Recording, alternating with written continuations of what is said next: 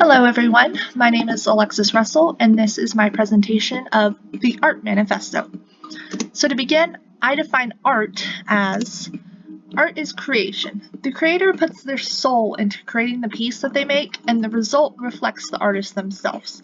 Vincent van Gogh said it best. He said, "I put my heart and my soul into my work, and I have lost my mind in the process."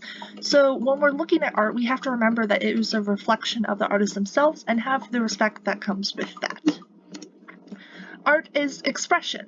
The meaning of the piece can be up to the viewer's interpretation, but it is the artist who creates it that knows their own intention. Best example I could find of this is The Cloud Gate by Anish Kapoor.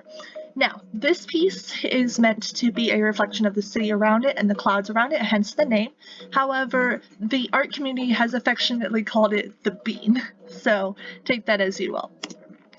Art is not limited by its materials. Paintings are just as significant as sculptures or music. The value of the materials used to create the piece does not determine its worth.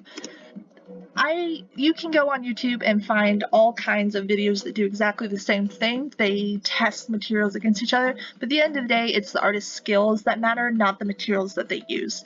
And I use markers to show this because there wasn't quite a comparison image for different paints and things, but regardless of what materials are used, art is still valuable. Art should not be devalued by critics. Low art is not any less valuable than high art. We talked about this in our previous discussions. I found this comic by Calvin and Hobbes, and you can pause it and read through it, but basically the thing is, low art and high art is in the eye of the beholder, as you would say, so it really doesn't matter anyways, and we shouldn't base a art piece's value based on whether it is low or high art. Art is not constrained. The canon created by few should not determine the validity of art. Anything can be art if it is intended to be so. So I went back to our old discussions and found different ideas of what people believe should have been canon, and I agree with them. I talked about how Broadway musicals should be considered canon because of the amount of work that go into them, and they're both music and theater, so why should they be excluded? Other my classmates like Jackson Barté or Ollie Brookison, Raimundo Salver, sorry if I butcher those names, they talked about different artists and musicians, such as Miyazaki. His films are absolutely beautiful and definitely should be part of the art canon.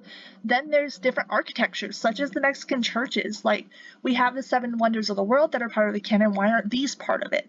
And of course, with the art canon, women are often excluded, including Fanny Mendelssohn, and I think that's wrong.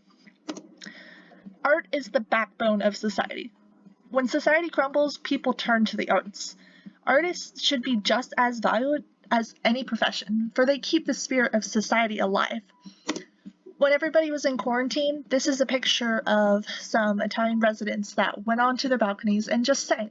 When everybody was isolated from each other and stuck inside their homes, the first thing they turned to was music to connect again.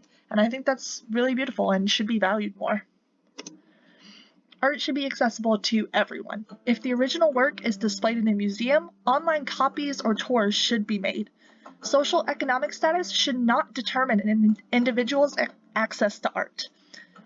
Already we're making good steps for this. The San Diego Museum of Art, for example, is a great example of an online museum. However, I think we can do more to make sure that if you're poor, you're still able to go view art. Art has changed to fit with the new century, and society's view of it should too.